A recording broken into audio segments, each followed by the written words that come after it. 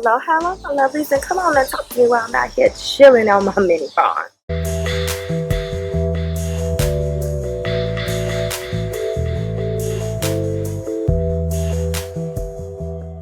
Let's talk about some easy, cost-effective tips and hacks for great garden and crop growth, as well as protectants or deterrents away from predators for your farm. Two very essential things, and I got one solution that handles it all. Coffee grounds. So if you are a coffee drinker, you might have been throwing your coffee grounds away every morning, not realizing that you could use that in your garden or your mini farm.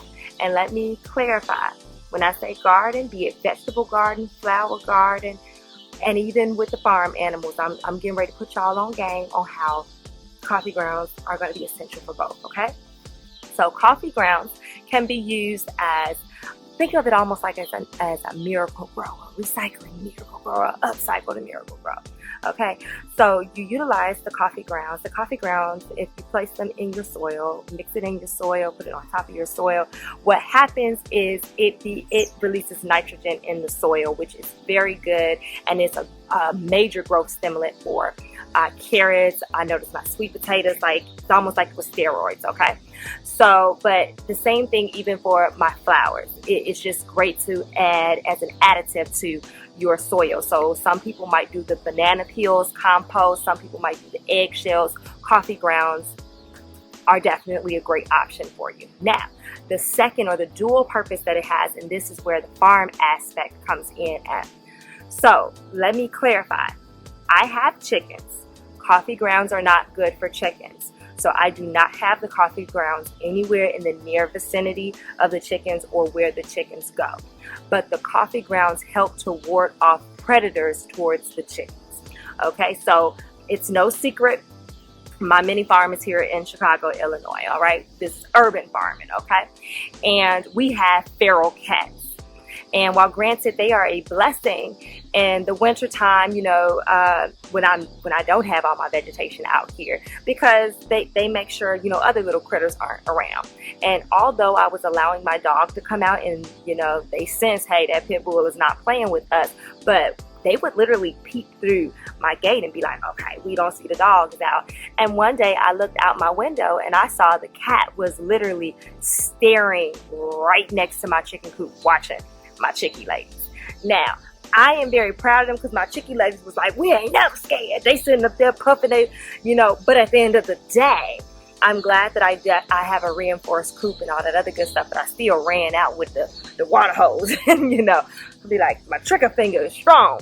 All right, but at that point in time, I started researching and I said, I got to find something because, you know, what if I wasn't by the window? What if I didn't see that? I don't want to have to think that my babies are in danger. So, coffee grounds. Cats will not cross coffee grounds, whether they don't like the smell of it. I don't know, but I know this. I have put coffee grounds all along my fenced area. They ain't messing with it. Now, if you are not by a coffee house, that you can get some coffee grounds, and I'm gonna, you know, put you guys up on some game about that in a second.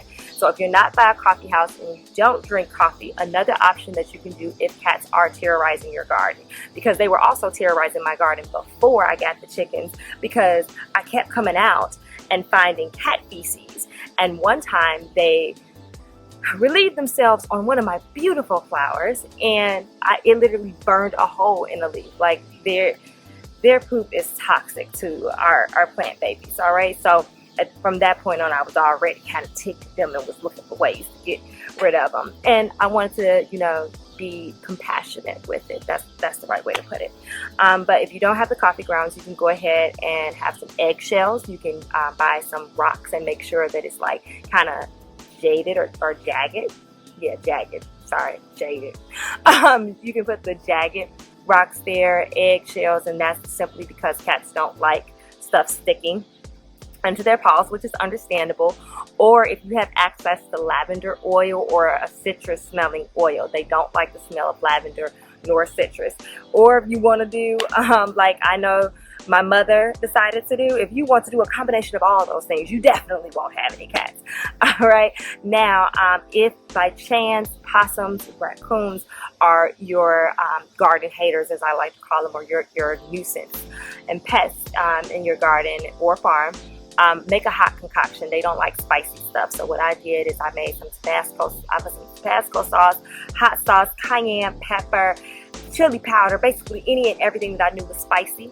And I mixed it up. It was so spicy, y'all. Like just shaking it up in the water bottle before I took it out to put it along my fence. Like my nose was running. I was crying. That's how hot it was. But they don't like the spicy stuff. Now it did not bother my fur baby, my fur princess at all, which is my pit bull. She was just like, oh, it's spicy over there. Okay, but if I still want to go over there, I'm gonna go over there. But ever since I initially did that, I have not seen the possums. I have not seen the raccoons at all. There has been a time before where, once again, I was out checking on everything at night. I saw the possum in the alley. He looked my way and was like, I ain't messing with it, and kept on walking. That's what I want to see. I'm glad that there was a way that we can do this compassionately, but more importantly, that we can help our farm and gardens without spending a lot of money. So that puts me on my last little tip or hack. You can go to, or I would actually say call first, because not all coffee houses are the same. Some Starbucks you can call in the morning before their morning rush and explain to them that you are a gardener or you are a farmer and you are interested in their coffee grounds. They will give you their coffee grounds from the day for free. All right. One thing that I am doing here in Chicago, I call up Black-owned coffee shops, and these are smaller chains, so support small businesses. I call them up and I say, hey, I'm a gardener, I'm a farmer, I would love to purchase your coffee grounds. And of course they always like purchase, because this is generally garbage for them. And I tell them, like, I understand that for Starbucks it's free. However, I want to support your business during this time. And I don't drink coffee. I'm very selective with my tea. I have so much hot chocolate in my house. Like, let me support you in a way that is actually beneficial for me.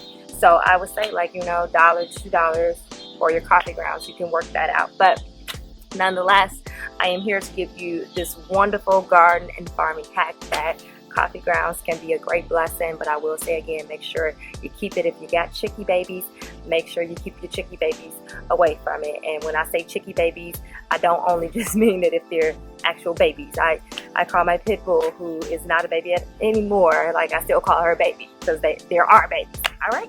So I hope you enjoyed this wonderful, cost-effective, efficient garden and farm hack that I have for you. Join me next time.